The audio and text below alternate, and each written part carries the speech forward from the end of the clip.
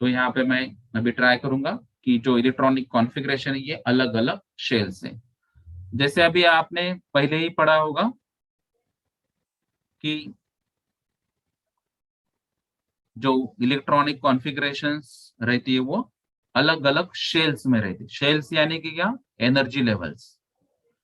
तो कोई भी अगर आप एलिमेंट्स लेंगे, उसका एलिमेंट्स का अगर डिटेल्स देखेंगे तो उसके सेंटर में न्यूक्लियस रहता है, ठीक है? और वो जो न्यूक्लियस है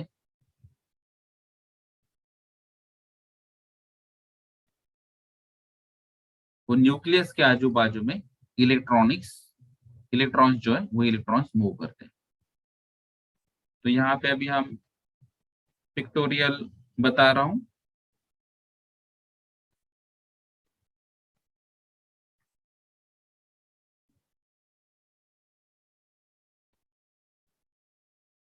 तो जैसे अगर मैंने एक सिंपल एलिमेंट लिया यहाँ पे, अगर मैंने एलिमेंट लिया हाइड्रोजन, तो नॉर्मली अगर आप पीरियोडिक टेबल में देखेंगे तो पीरियोडिक टेबल में ग्रुप्स और पीरियड्स, इसकी वजह से यहाँ पे बॉक्स तैयार हो जाता है। और वो बॉक्स में ऐसा लिखा रहता है 1,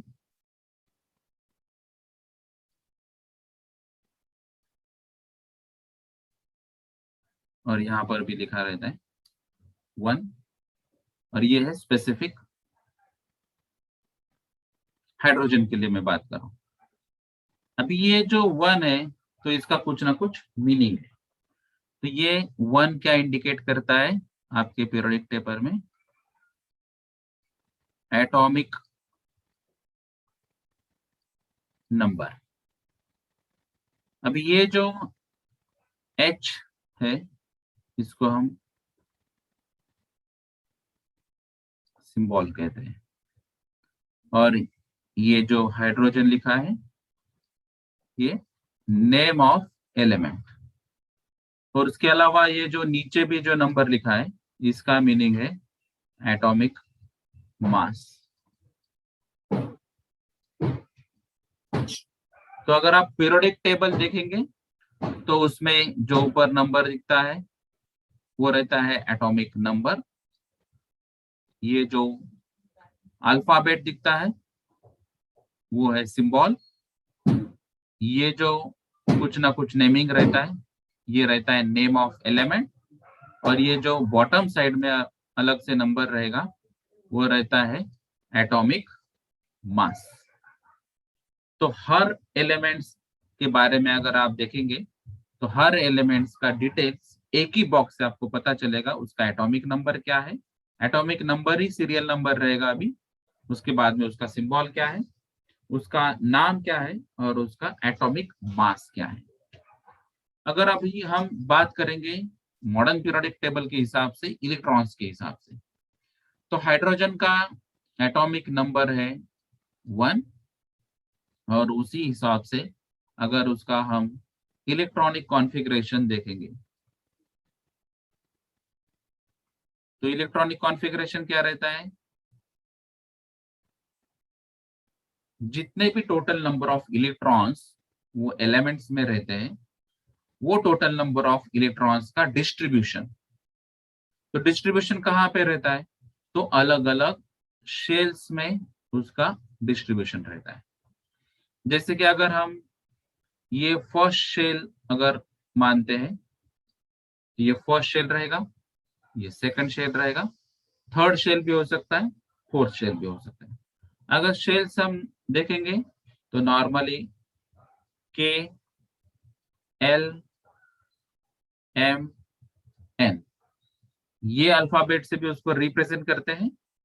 नॉर्मली हम जब बात करते हैं तो first shell, second shell, third shell, fourth shell, तो ऐसे ऐसे हम बात कर सकते हैं। तो ये शेल्स की अगर हम बात करेंगे तो ये शेल्स में एक्चुअली उसका प्रॉपर्टी क्या है, तो ये शेल्स का जो प्रॉपर्टी है, तो इसमें अगर आप देखेंगे तो मैक्सिमम नंबर ऑफ इलेक्ट्रॉन्स, हर एक शेल में मैक्सिमम कैपेसिटी क्या है इलेक्ट्रॉन्स पुटअप करने की, वो बताता है, वो उसके स्पेशल कैरेक्टरिस्टिक्स है।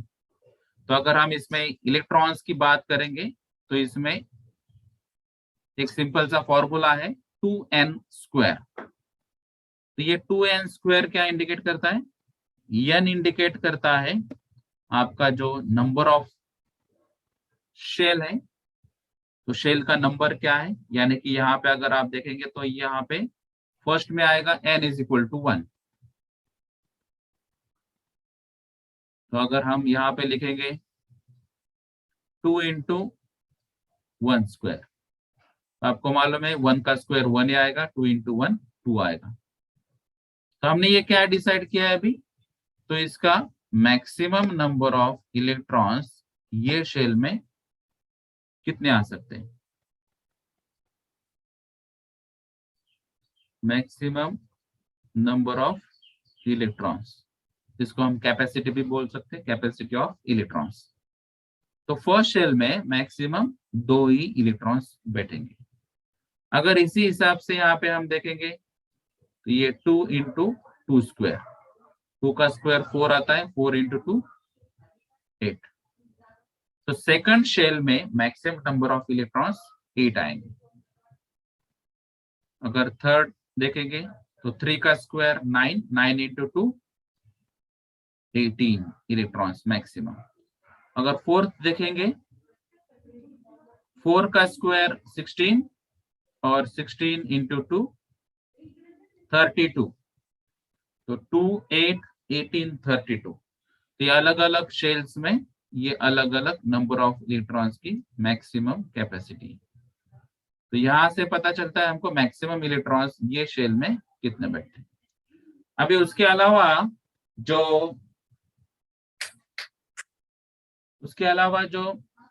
ऑक्टेट रूल है, उस हिसाब से भी आपको देखना पड़ेगा इलेक्ट्रॉनिक डिस्ट्रीब्यूशन के टाइम में। तो वो इलेक्ट्रॉनिक डिस्ट्रीब्यूशन जो रहता है वो ऑक्टेट के हिसाब से आएगा। तो ऑक्टेट यानी 8।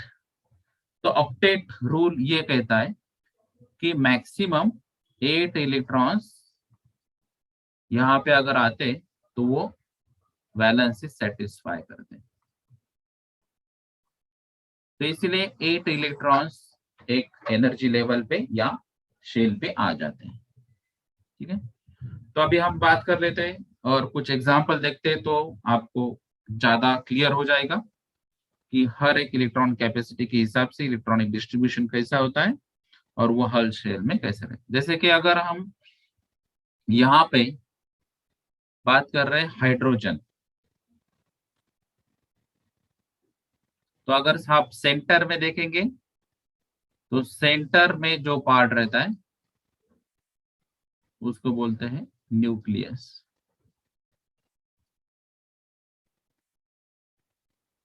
तो न्यूक्लियस में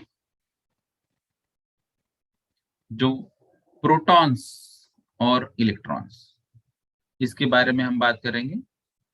और जो सराउंडिंग एरिया है जो एनर्जी लेवल से, उसमें ये इलेक्ट्रॉन्स कंटिन्यू मूव करते रहेंगे। जैसे अगर हम यहाँ पे देखेंगे हाइड्रोजन का एटॉमिक नंबर एक ही है, तो उसमें इलेक्ट्रॉन्स एक ही रहेगा। टोटल नंबर ऑफ इलेक्ट्रॉन ही 1 है, तो इसकी वजह से ये जो फर्स्ट शेल है, अभी ये हम बात कर रहे हैं फर्स्ट शेल की। तो फर्स्ट शेल का अगर आप देखेंगे तो हमको मालूम है फर्स्ट शेल में 2 इलेक्ट्रॉन्स आप कंप्लीट कर सकते हैं और उसके बाद में आपको नेक्स्ट शेल में जाना पड़ेगा। तो ये सिंपल 1 इलेक्ट्रॉन आप यहाँ पे बता सकते हैं। और simple electronic configuration energy level के हिसाब से हाइड्रोजन के बारे में अगर देखेंगे तो इतना ही है। अगर यही बात हम कुछ अलग एलिमेंट्स की देखेंगे और फिर उसके बारे में पता चलेगा हमको कि इसकी प्रॉपर्टीज क्यों चेंज होती रहती है। जैसे कि हम बात करेंगे नियॉन की, तो आपको वहां से पता चलना चाहिए कि नियॉन का एटॉमिक नंबर क्या है।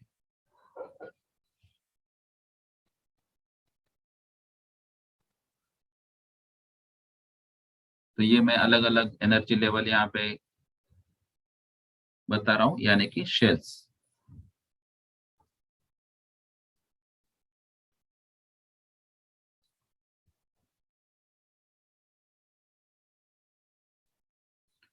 तो जैसे अभी आपको मालूम है कि अगर आप नियॉन का एटॉमिक नंबर पीरियोडिक टेबल में देखेंगे,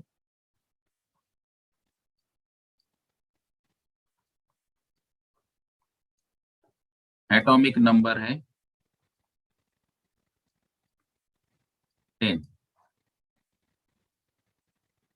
hydrogen, helium, lithium, beryllium, boron, carbon, nitrogen, oxygen, fluorine, neon. तो एटॉमिक नंबर अगर 10 है तो उसमें इलेक्ट्रॉन्स का जो नंबर है वो भी 10 आएगा। अभी ये टोटल नंबर ऑफ इलेक्ट्रॉन्स है।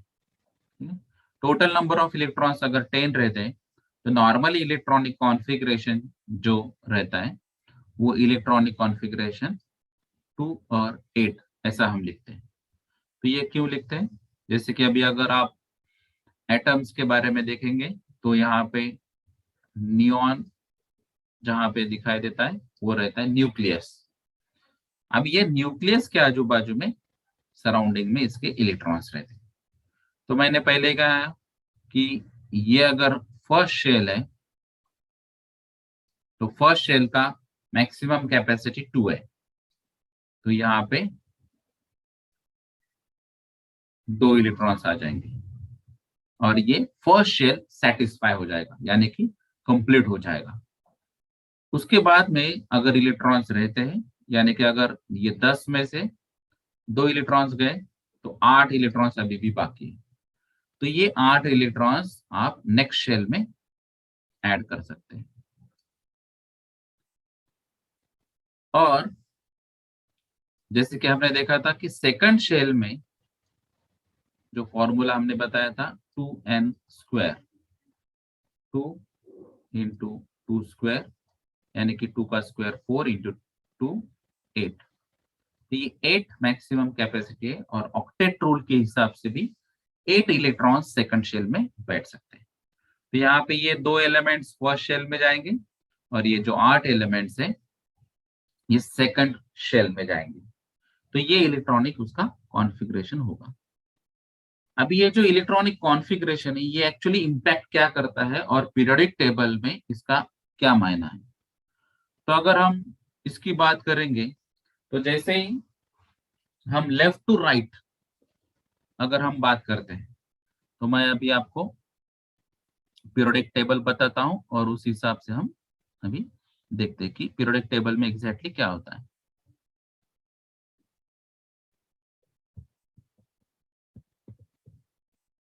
तो ये पीरियोडिक टेबल था हमारा।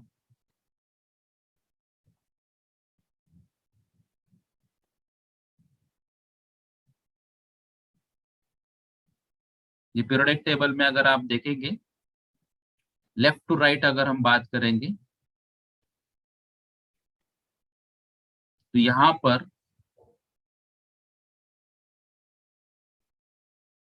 जैसे कि अभी लिथियम की बात कर रहे हैं हम या फिर बेरिलियम की बात कर रहे हैं, तो यहाँ पे देखिए ये lithium, beryllium, boron, carbon, nitrogen, oxygen, fluorine और नियॉन। तो यहाँ पे अगर हम इलेक्ट्रॉनिक कॉन्फ़िगरेशन लेंगे तो यहाँ से आपको पता चलेगा कि ये जो इलेक्ट्रॉनिक कॉन्फ़िगरेशन में जो एटॉमिक नंबर मेनली डिसाइड करता है इलेक्ट्रॉनिक कॉन्फ़िगरेशन, जैसे कि यहाँ पे अभी एटॉमिक नंबर जो है वो है 3। अगर हम लेफ्ट टू राइट जा रहे हैं पीरियोडिक टेबल में तो यहाँ से ये प्रॉपर्टी पता चल जाती है कि लेफ्ट टू राइट हम जब जाते हैं तो एटॉमिक नंबर बढ़ता जा रहा है। ये 5 है, 6, 7 है, 8 है, 9 है, 10 है। अभी जब लेफ्ट टू राइट हम जा रहे हैं इलेक्ट्रॉनिक कॉन्फ़िगरेशन के हिसाब से हम देखेंगे एटॉमिक नंबर बढ़ रहा है, टोटल नंबर ऑफ इलेक्ट्रॉन्स यहाँ पे बढ़ रहे हैं। तो उसमें जो वैलेंस इलेक्ट्रॉन जिसको कहते हैं, वैलेंस इलेक्ट्रॉन्स क्या रहता है तो आउटर मोस्ट शेल में, बाहर का जो शेल है वो आउटर मोस्ट शेल जो है, वहां पे इलेक्ट्रॉन्स कितने रहते हैं, उसको हम वैलेंस इलेक्ट्रॉन्स कहते हैं। तो ये जो वैलेंस इलेक्ट्रॉन्स है ये बढ़ते जाएंगे। जैसे अगर हम यहाँ पे लिथियम का इलेक्ट्रॉनिक कॉन्फ़िगरेशन देखेंगे तो ये 2 और 1 आएगा, क्योंकि फर्स्ट शेल में मैक्सिमम 2 इलेक्ट्रॉन्स बैठे। अगर हम बेरिलियम की बात करेंगे तो ये एक्चुअली 2 और 2 हो जाएगा। और अभी जैसे हमने नियॉन की बात की तो नियॉन में 2 और 8। तो जैसे ये आउटर मोस्ट शेल में कितना है, यहाँ पे 1 है, 2 है, 3 4 5 6 7 और ये 8। तो ये लेफ्ट टू राइट जब हम पीरियोडिक टेबल में जाते हैं तो एटॉमिक नंबर इंक्रीज होता है। इसका ही मतलब है इलेक्ट्रॉनिक कॉन्फ़िगरेशन के हिसाब से वैलेंस इलेक्ट्रॉन्स भी इंक्रीज होते जाता है, उसका नंबर बढ़ते जाता है। तो ये एक प्रॉपर्टी है आपके पीरियोडिक टेबल में इलेक्ट्रॉनिक कॉन्फ़िगरेशन के हिसाब से। अगर आप उसमें देखेंगे वैलेंसी,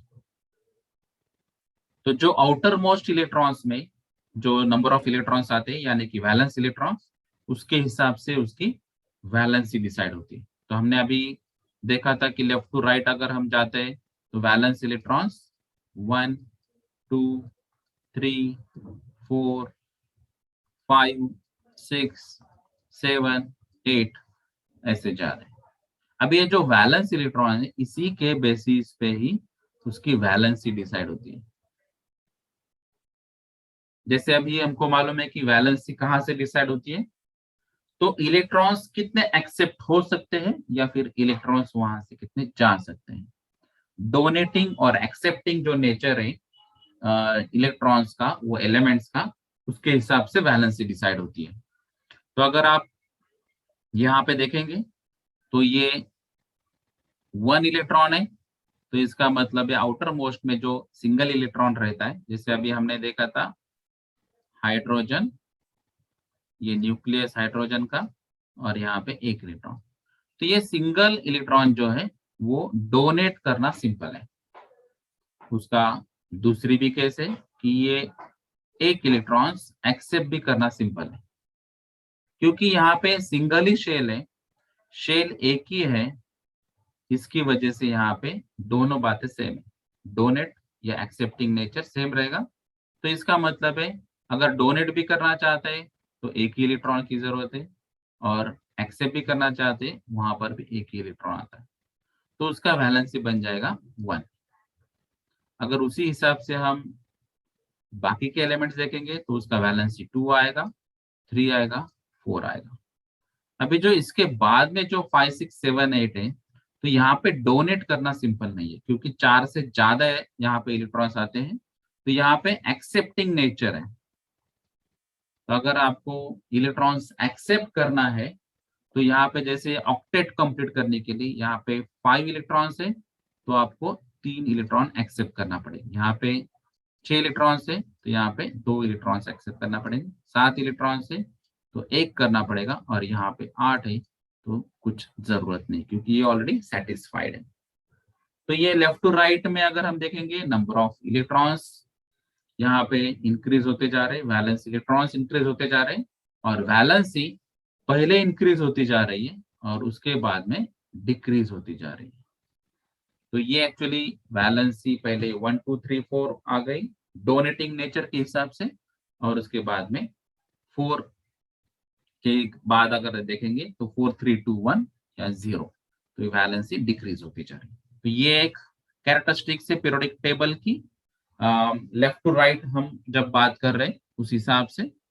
अगर आप एटॉमिक साइज की बात करें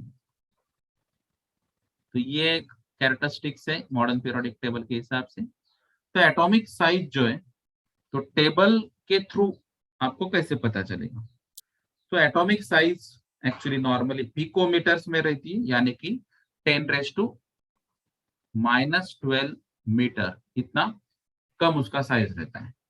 पिको मीन्स 10⁻12, और वो जो साइज है वो डिसाइड करता है एटम का रेडियस। तो जो अभी हमने सर्कल दिखाए थे, न्यूक्लियस दिखाया था, उस हिसाब से उसका रेडियस क्या है, वो रेडियस डिसाइड करेगा एटॉमिक साइज। तो इसमें स्पेसिफिक डेफिनेशन के हिसाब से जाएंगे तो distance between nucleus and outermost shell. तो जो न्यूक्लियस अभी हमने जैसे हाइड्रोजन का बताया था और ये जो आउटर मोस्ट शेल बताया था, इसमें जो डिस्टेंस आएगा ये आउटर मोस्ट शेल और न्यूक्लियस में, तो ये इसका बनेगा एटॉमिक रेडियस, और ये एटॉमिक रेडियस डिसाइड करेगा उसका atomic size in terms of picometre. तो जैसे ऑक्सीजन की एटॉमिक रेडियस हम देखेंगे तो 66 है, कार्बन की 77 है, बोरॉन की 88 है, या बेरिलियम की 111 है, ऐसे अलग अलग साइजेस है।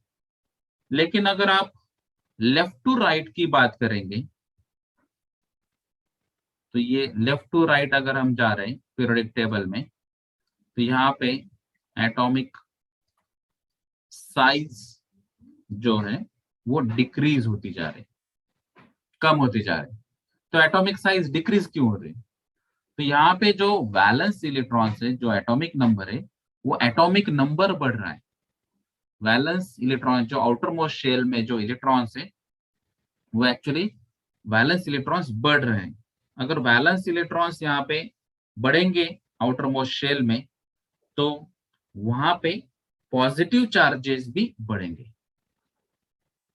एटॉमिक नंबर बढ़ रहा है, वैलेंस इलेक्ट्रॉन्स भी बढ़ रहे हैं, तो पॉजिटिव चार्जेस भी बढ़ेंगे। और पॉजिटिव चार्जेस अगर बढ़ेंगे तो वो न्यूक्लियस के टुवर्ड जाएंगे। जैसे कि हमने यहाँ पे देखा था, ये न्यूक्लियस यानी कि प्रोटॉन्स पॉजिटिव है और सराउंडिंग में इलेक्ट्रॉन्स है। तो इलेक्ट्रॉन्स नेगेटिव नेचर के और ये पॉजिटिव नेचर का है।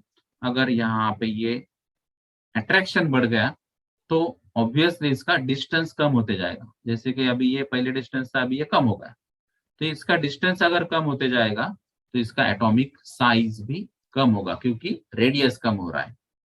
तो ये एक मेन रीजन और कैरेक्टरिस्टिक्स है कि लेफ्ट टू राइट हम पीरियोडिक टेबल में जाएंगे तो उसका वैलेंस इलेक्ट्रॉन्स बेसिस पे जो attraction of electrons towards the nucleus से पॉजिटिव नेचर की वजह से, पॉजिटिव चार्जेस की वजह से वो बढ़ेंगे, उसका रेडियस कम होगा और उसकी वजह से एटॉमिक साइज भी डिक्रीज हो जाएंगी।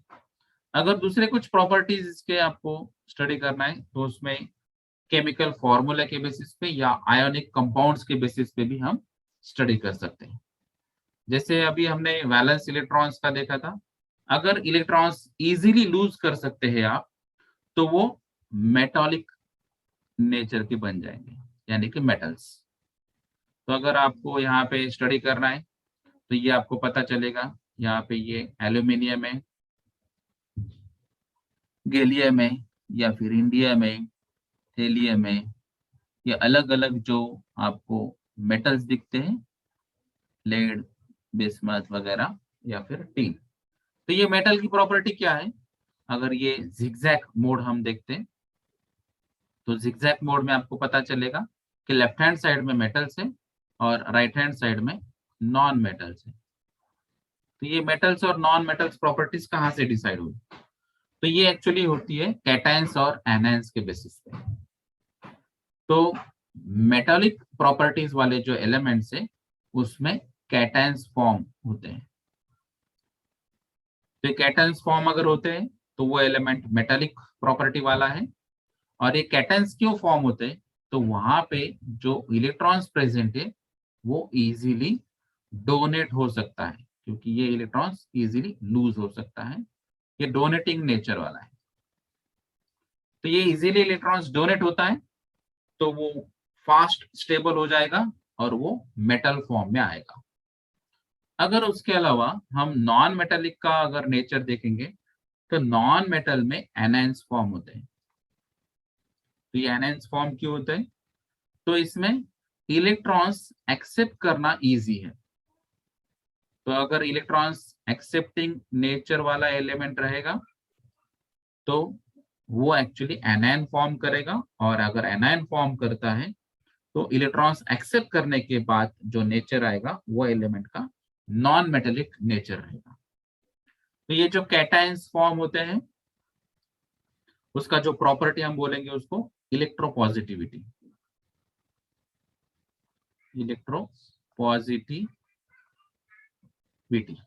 तो ये एलिमेंट्स में अगर इलेक्ट्रॉन्स लूज होता है इजीली, डोनेट हो सकता है इजीली, वहां पे कैटायन फॉर्म होगा और ये प्रॉपर्टी को हम इलेक्ट्रोपॉजिटिविटी कहेंगे और वो एलिमेंट्स को हम कहेंगे मेटल्स।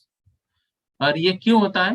क्योंकि अगर हम लेफ्ट हैंड साइड की बात करेंगे तो एटॉमिक नंबर्स कम रहेंगे, वैलेंस इलेक्ट्रॉन्स कम रहेगा। जैसे कि हमने पहले देखा था वैलेंस इलेक्ट्रॉन्स एक ही था, दो था या तीन था। अगर ऐसे कैरेक्टरिस्टिक्स के अगर मेटल्स हैं यानी कि एलिमेंट्स है तो वो कैटायंस और इलेक्ट्रोपॉजिटिविटी नेचर के रहेंगे और वो मेटल में कन्वर्ट हो जाएंगे। और उसी हिसाब से अगर हम राइट हैंड साइड में देखेंगे तो यहाँ पे जो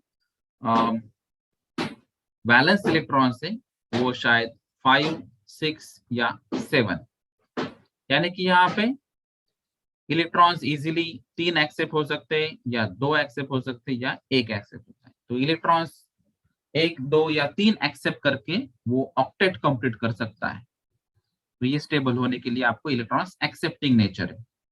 तो ये नॉन मेटेलिक यानी कि एनायनिक नेचर वाले कंपाउंड्स हैं। उसके अलावा जो लास्ट में है, जो लास्ट ग्रुप है वो लास्ट ग्रुप है नोबल गैसेस।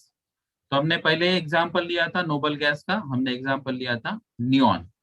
तो यहाँ पे ये नियॉन है। तो ये नियॉन का एटॉमिक नंबर जो है वो है 10 और हमने इलेक्ट्रॉनिक कॉन्फ़िगरेशन देखा था उसका 2 और 8। तो ये फर्स्ट शेल जो है उसमें मैक्सिमम नंबर ऑफ इलेक्ट्रॉन्स 2 है और सेकंड शेल जो है उसके मैक्सिमम नंबर ऑफ इलेक्ट्रॉन्स 8 है। तो ये स्टेबल है, दोनों शेल सेटिस्फाई हो चुके हैं जो अपना बेसिक फॉर्मूला है 2n² के हिसाब से। इसीलिए ये जो स्टेबल एलिमेंट्स है इसको हमने कहा है नोबल गैसेस।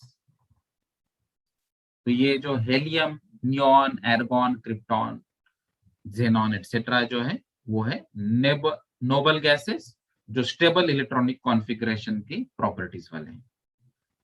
तो यहाँ पे आपको एक ऑब्जर्व हुआ होगा कि अगर आप लेफ्ट टू राइट जाते हैं, लेफ्ट टू राइट अगर हम जाते हैं पीरियोडिक टेबल में तो शेल जो है उसका नंबर सेम है।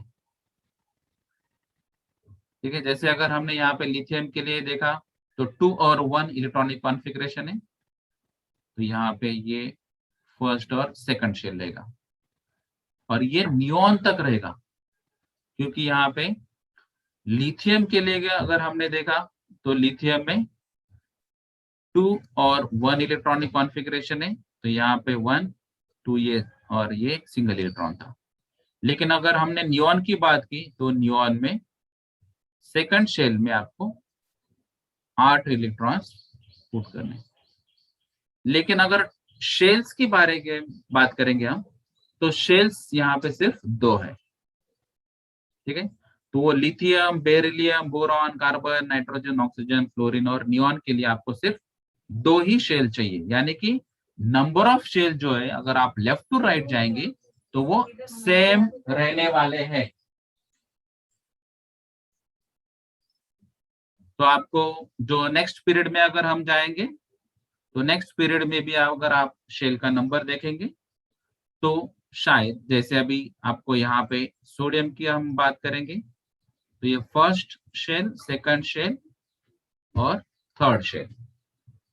क्योंकि अभी यहाँ पे 11 एटॉमिक नंबर है तो ये फर्स्ट में 2 इलेक्ट्रॉन्स आएंगे, सेकंड में 8 इलेक्ट्रॉन्स जाएंगे और थर्ड शेल यहाँ पे लगेगा।